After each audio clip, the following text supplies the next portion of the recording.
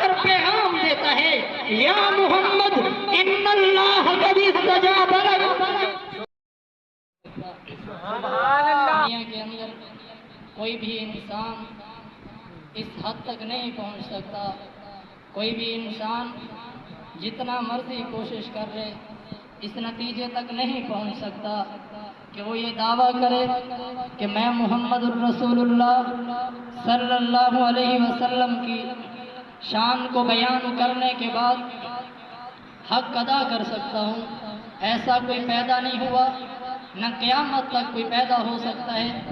آج تک نہ کوئی ایسا شاعر آیا ہے، نہ کوئی مفسر، نہ کوئی محدث، نہ کوئی خطیب، نہ کوئی ادیب، بلکہ کوئی بھی فرد اس کائنات کے اندر نہیں آیا جو آپ کی شان کو بیان کرنے کے بعد یہ کہے کہ میں نے حق ادا کر دیا ہے۔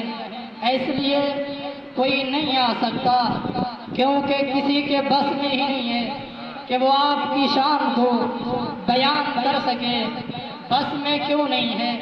اس لیے نہیں ہے کہ جس کی شان کو رب کتاب اللہ میں نازل کرے، جس کی شان کو رب اپنی کتاب کے اندر بیان کرے، جس کی شان کو رب آیات بینات کے اندر واضح کرتا ہے، اور مجھے اور آپ کو یہ پیغام دیا جاتا ہے، مجھے اور آپ کو یہ بتلایا جاتا ہے۔ کہیں قرآن کہتا ہے وَرَفَعْنَا لَكَ ذِكْرَكَ، کہیں قرآن کہتا ہے محمد الرسول اللہ۔ ہر جگہ پہ محمد الرسول اللہ کی شان کو رب کا قرآن بیان کرتا ہے۔ آپ جہاں بھی دیکھیں، آسمان کی طرف دیکھیں، زمین کی طرف دیکھیں، اس سے بھی آگے چلیے۔ آدم کو رب نے بنایا ہے، آدم کے بارے میں بھی پڑھیے۔ آدم کیا کہتے ہیں کہ میری آنکھ کھلی تھی، میں نے عرش پہ نام محمد دیکھا تھا، میری آنکھ کھلی تھی، میں نے عرش پہ نام محمد دیکھا تھا، میں جنت میں داخل ہوا، جنت میں بھی مجھے نام محمد نظر آیا تھا۔ پھر میں اس بوڑھیا کی مثال دیتے ہوئے یہ کہنا چاہتا ہوں کہ جو بوڑھیا یہ کہتی ہے، جو یوسف کے خریداروں میں آ کے کھڑی ہوتی ہے، اس کے پاس روئی کی ایک گٹھڑی تھی۔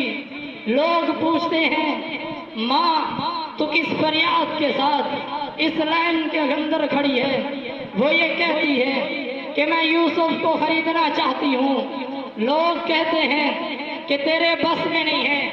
بڑے بڑے تاجر یہاں پہ آئے ہوئے ہیں، بڑے بڑے لوگ یہاں موجود ہیں، وہ یوسف کو خریدنا چاہتے ہیں۔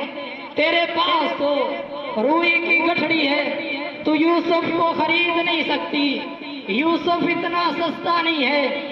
وہ کہتی ہے مجھے بھی پتہ ہے یوسف اتنا حسین ہے، اسے میں خرید نہیں سکتی، میرے بس کی بات نہیں ہے، لیکن اپنا نام ان افراد کے اندر لکھوانا چاہتی ہوں جو یوسف کے خریدار ہیں۔ اگر قیامت کے دن رب نے پوچھ لیا کہ یوسف کا خریدار کون تھا، تو میں بھی ان میں کھڑی ہو جاؤں گی، میری بھی یوسف کی وجہ سے بخشش ہو جائے گی۔ پھر میں آپ سے کہنا چاہتا ہوں، نہ خطیبانہ انداز ہے، نہ جوش ہے، نہ جذبات ہے، نہ اپنی کوئی ذاتی یہ جرت ہے، کچھ بھی نہیں ہے۔ فقط نام محمد کو زبان پہ اس لیے رکھا ہے، فقط نام محمد کو اپنی زندگی کا نصب العین اس لیے بنایا ہے کہ ایک دن ہمارا نام بھی محمد الرسول اللہ کے جانثاروں میں آئے گا، ایک دن ہمارا نام بھی محمد الرسول اللہ کے نعت خوانوں میں آئے گا، ایک دن آپ کا نام بھی آپ کے جانثاروں میں آئے گا، یقیناً ضرور آئے گا، کیونکہ آپ اتنے اعلیٰ ہیں، اتنے عرفہ ہیں، اتنے منزہ ہیں کہ آپ کو پہلے آسمان پہ احمد کہا جاتا ہے، دوسرے آسمان پہ مجتبیٰ کہا جاتا ہے، تیسرے آسمان پہ مرتضیٰ کہا جاتا ہے، چوتھے آسمان پہ مزکیٰ کہا جاتا ہے، پانچویں آسمان پہ مجیب کہا جاتا ہے، چھٹے پہ مظہر کہا جاتا ہے، ساتویں آسمان پہ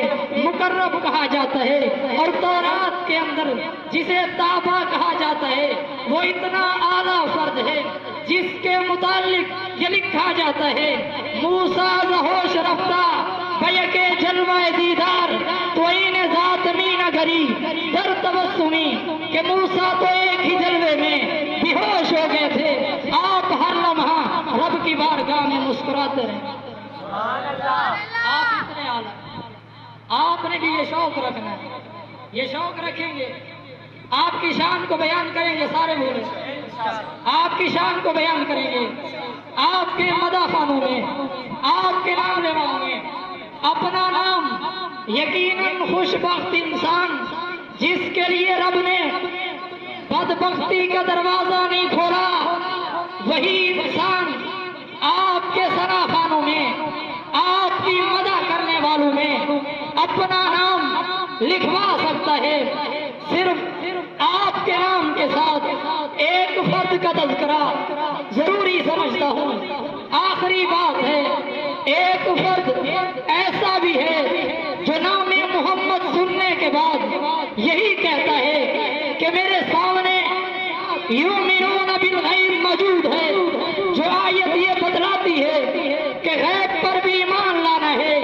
میں نے محمد الرسول اللہ کو دیکھ لیا ہے، لیکن مجھے بتایا گیا کہ غیب پر بھی ایمان لانا ہے، میں ایمان لاتا ہوں۔ جب کہا جاتا ہے کہ تیرا یار محمد کہتا ہے کہ میں نے معراج کیا ہے، وہ کہتا ہے میں تصدیق کرتا ہوں، لوگ کہتے ہیں وہ نبی ہے، کہتا ہے میں تصدیق کرتا ہوں۔ ہر حال میں تصدیق کرنے والا، نبوت کا بوجھ اپنے کندھوں پہ اٹھانے والا، وہ غار پہ جانے والا، اتنا طویل سفر کرنے والا، غار کے سوراخوں کو بند کرنے والا، اسے مقام ملا ہے، اسے عزت ملی ہے، اسے بلندی ملی ہے، اسے عظمت ملی ہے، محمد الرسول اللہ کی وجہ سے ملی ہے۔ ایک دن جب غار سے نکلے، سرکار فرماتے ہیں ابو بکر تیری چادر کہاں ہے؟ ابو بکر جواباً کہتے ہیں آقا وہ 200 درہم کی چادر، 200 درہم کی چادر غار کو سوراخ بند کرنے کے لیے میں نے پھاڑ ڈالی ہے، آپ پہ قربان کر ڈالی ہے۔ پھر سرکار ہاتھ اٹھاتے ہیں، دعا مانگتے ہیں، اللہ جنت کے اندر جہاں میرا گھر ہو وہیں میرے گھر کے سامنے ابو بکر کا گھر ہو۔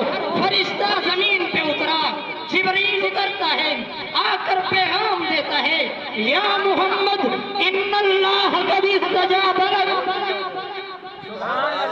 یا محمد ان اللہ قد استجاب لک۔ ابو بکر کو عظمت ملی۔ پھر آپ سے کہنا چاہتا ہوں کہ آپ کو بھی عظمت آپ کے نام سے ملے گی، آپ کو بھی عظمت ابو بکر کے نام سے ملے گی۔ پھر اپنا نسب العین بنائیے، آپ سے محبت کیجئے، آپ سے محبت کریں گے، آپ کامیابی کے راستے پر گامزن ہو جائیں گے۔ آخر میں پھر آپ سے یہی کہنا چاہتا ہوں